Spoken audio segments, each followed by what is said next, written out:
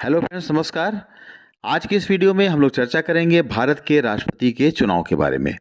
भारत के राष्ट्रपति का चुनाव संविधान के अनुच्छेद 54 और 55 में दी गई व्यवस्थाओं के अनुसार होता है। राष्ट्रपति के पद पर विजयी होने के लिए सर्वाधिक मत की नहीं, बल्कि एक निश्चित कोटे से अधिक मत पाना होता है। राष्ट्रपति के चुनाव की प्रक्रिया की बात करें, राष्ट्रपति का चुनाव अप्रत्यक्ष, गुप्त मतदान, आनुपातिक मत प्रणाली और एकल संक्रमणीय मत पद्धति के द्वारा किया जाता है। भारत के राष्ट्रपति को जनता द्वारा प्रत्यक्ष रूप से न चुनकर जनता के प्रतिनिधियों अर्थात सांसदों और विधायकों द्वारा चुना जाता है। राष्ट्रपति के चुनाव के लिए एक निर्वाचक मंडल का गठन किया जाता है, जिसमें राज्यसभा के निर्वाचित सदस्य, लोकसभा के निर्वाचित सदस्य, प्रत्येक राज्य की विधानसभाओं के निर्वाचित सदस्य और विधानसभा वाले प्रत्येक केंद्र शासित प्रदेश के निर्वाचित सदस्य सम्मिलित होते हैं। भारत के राष्ट्रपति होने के लिए किसी भी उम्मीदवार के लिए जरूरी है कि वे भारत के नागरिक हों, 35 वर्ष की आयु उन्होंने पूरी कर ली हो, लोकसभा का सदस्य चुने जाने की उनमें योग्यता हो और वो किसी भी लाभ के पद पर न हो। राष्ट्रपति पद का चुनाव आनुपातिक प्रतिनिधित्व प्रणाली के अनुसार एकल संक्रमणीय पद्धति से होता है। किसी भी उम्मीदवार को इस चुनाव में निर्वाचित होने के लिए कुल मतों का एक निश्चित भाग प्राप्त करना होता है। इसमें राज्यों की विधानसभाओं के निर्वाचित सदस्यों और संसद के निर्वाचित सदस्यों के मूल्य निर्धारित किए जाते हैं। आइए इसको एक उदाहरण से समझते हैं। एक विधायक का मत मूल्य बराबर उस राज्य की कुल जनसंख्या बटे विधायकों की संख्या गुणे 1000। उस राज्य के कुल विधायकों का मत मूल्य होगा विधायकों की संख्या गुणे मत मूल्य। आइए इसको उदाहरण से समझते हैं कि किसी राज्य की कुल जनसंख्या है 8,38,49,905 और उस राज्य के कुल विधायक जो हैं निर्वाचित, उनकी संख्या है 403। अब इसके आधार पर जो विधायकों का मत मूल्य निकलेगा वो इस प्रकार से निकलेगा कि 8,38,49,905 बटे 403 गुणे 1000।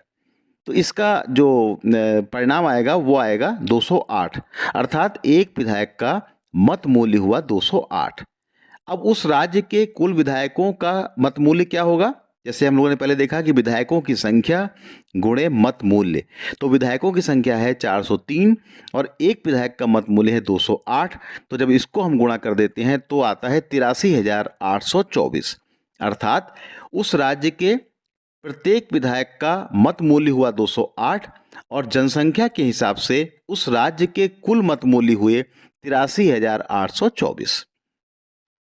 अब इसी प्रकार प्रत्येक राज्यों का जब मत मूल्य निकाला जाएगा तो एक उदाहरण के लिए ये संख्या आती है 5,49,495।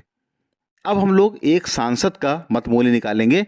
सांसद का मत मूल्य निकालने के लिए जो फार्मूला है वो इस प्रकार से है कि राज्यों के कुल विधायकों के मत मूल्यों का योग बटे लोकसभा और राज्यसभा के निर्वाचित सदस्यों की संख्या। अब इस प्रकार से राज्यों के कुल विधायकों के मत मूल्यों का योग, जैसे कि अभी हम लोगों ने निकाला था, 5,49,495। आइए अब एक सांसद का जो मत मूल्य होता है वो कैसे निकाला जाता है इसको समझते हैं। इसके लिए राज्यों के कुल विधायकों के मत मूल्यों का योग बटे लोकसभा और राज्यसभा के निर्वाचित सदस्यों की संख्या। अब इसको देखिए, जैसे कि अभी हम लोगों ने जो जितने भी राज्य हैं उनके जो मतों का मूल्य निकाला था वो था 5,49,495।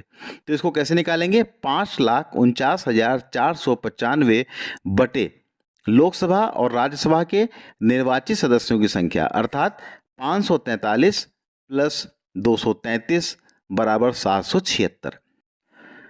तो इसका परिणाम आता है 708, अर्थात एक सांसद के मत का मूल्य हुआ 708। अब हम कुल सांसदों के मत का मूल्य निकालेंगे। इसके लिए कुल सांसदों का मत मूल्य बराबर 776 गुणे 708 बराबर 5,49,408। अब इसके बाद राज्यों के निर्वाचित जो विधायक हैं वो और लोकसभा के जो निर्वाचित सदस्य हैं उन दोनों की संख्या हमको ज्ञात हो गई।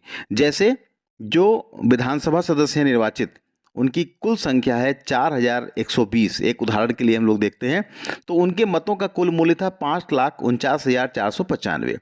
जो निर्वाचित सांसद हैं उनकी संख्या थी 776, तो इनके मतों का मूल्य निकला था 5,49,408।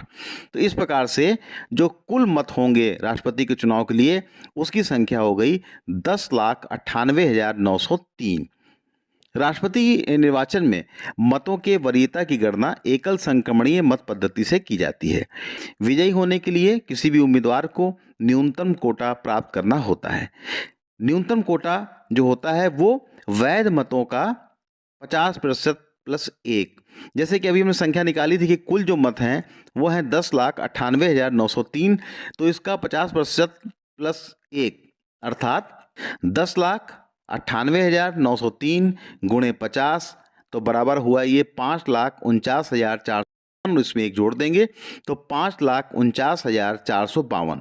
तो ये हो गया एक न्यूनतम कोटा, अर्थात किसी भी उम्मीदवार को राष्ट्रपति के पद पर विजयी होने के लिए कम से कम 5,49,452 मत प्राप्त करने होंगे।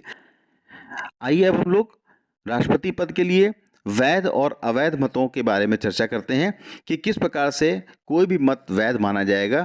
तो इसमें एक जानकारी ये आपको देनी होगी कि इसमें जो भी उम्मीदवार अपने मत का प्रयोग करता है वो 1, 2, 3 जितने भी उम्मीदवार खड़े होते हैं राष्ट्रपति पद के लिए उनको अपनी वरीयता देता है। जैसे मान लीजिए कि कोई 4 व्यक्ति हैं, 4 उम्मीदवार खड़े हुए हैं ABCD, और कोई भी एक मतदाता जब आएगा तो वो चारों को अपने मत देगा, अपनी चॉइस, पहली पसंद क्या है, दूसरी पसंद क्या है, तीसरी पसंद क्या है, चौथी पसंद क्या है, इस हिसाब से अपने मतों का प्रयोग करेगा।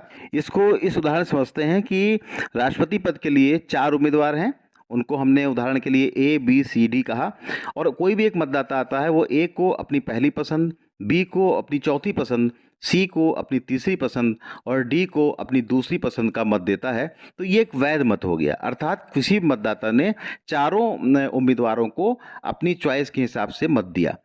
अब जो अवैध मत की हम बात करते हैं कि मान लीजिए कोई मतदाता जो है वो आता है और वो C को पहली, दूसरी, तीसरी, चौथी पसंद दे देता है, तो ये अवैध मत हो गया।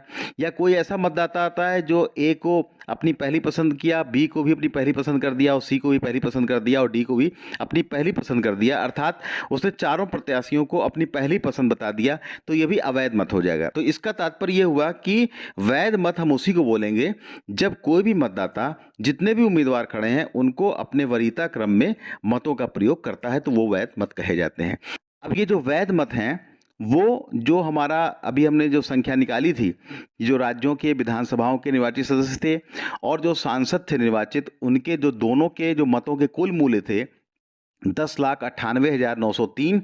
तो जो वैध मत हैं इनका 50% प्लस 1 अर्थात 5,49,452 जो उम्मीदवार मत पाएगा वो राष्ट्रपति पद के लिए विजयी होगा। तो इस प्रकार से भारत के राष्ट्रपति के चुनाव के बारे में संक्षेप में जानकारी प्रदान की गई। आशा है ये जानकारी राजनीतिक ज्ञान के विद्यार्थियों और राजनीति में रुचि रखने वाले जिज्ञासुओं के लिए उपयोगी सिद्ध होगा। इसी के साथ वीडियो को समाप्त करने की अनुमति दीजिए। आपने वीडियो देखने के लिए समय दिया, इसके लिए बहुत बहुत धन्यवाद। थैंक यू, धन्यवाद, जय हिंद।